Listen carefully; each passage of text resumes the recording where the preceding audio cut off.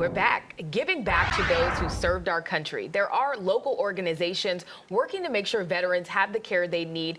Curtis Drafton from the U.S. Veterans Hall of Fame is here. Good morning, Curtis. Good morning, Casey. How are you? I'm doing great, even better Excellent. now that you're here. Thank y'all too much. So it's Mental Health Awareness Month. So, let's just get into what are you hearing from the veteran community right now? Right. So more needs to be done. Unfortunately, the stats are going up as far as our losses to suicide from mental health episodes. So what we're trying to do right now is really pinpoint the different ways that we can attach to the veterans outside of the VA and find out the things they need before they go into that dark space. Right now, we're losing, the numbers vary. You're going to hear 17 at some points, 22 at others, even 24 and a half veterans are taking their lives in different subsects. So what we've got to do is find out why those numbers are rising and see what the base root causes of them are, and let's address it there more proactive than we've been reactive in the past. Yeah, what are some of the specific, needs of the veteran community when it comes to mental health? Yeah, well, we got to look at the things that before the mental health episode happens. So we're looking at housing. A lot of veterans, when they ETS or come off their bases, they don't have secure housing. So we're looking at how do we secure the housing from the point of their last year in the military all the way up until the point where they actually find a job, because that's another need they may have, and where they can really sustain a household. So if it's housing, food, therapy, we look at every aspect, and across the country, I might add. We're literally in Seattle, Washington right now, a couple of our guys. We've got a guy in Hawaii. So we are literally across the country looking at the things they need. So if it's community attachment, faith-based attachment, whatever it is, we are in, 35 major cities now, polling people to find out what they need so that we can attach the partners there to the veteran community.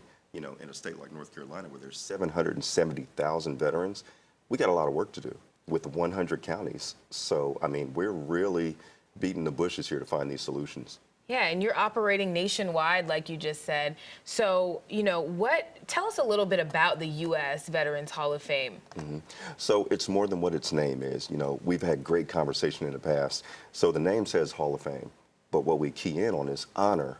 If I'm honoring you, then it's more than me giving you an award or a medal. I need to look at you in a personal light and say, what do you need every day? And we try to do that for any veteran that calls us across the country.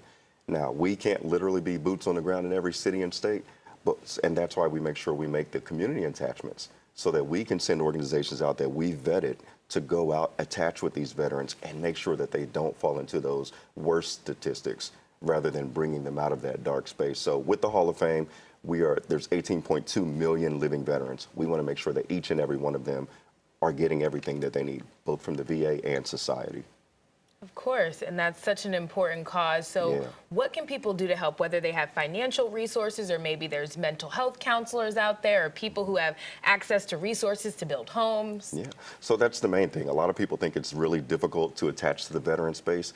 We are probably, as country as I am, we attach to anybody. If you come up to us and just say, hey, veteran, I care about you. And here's the other part to that, though. If I'm not walking around every day with some kind of veteran insignia on or a cap or a shirt, people won't know who you are.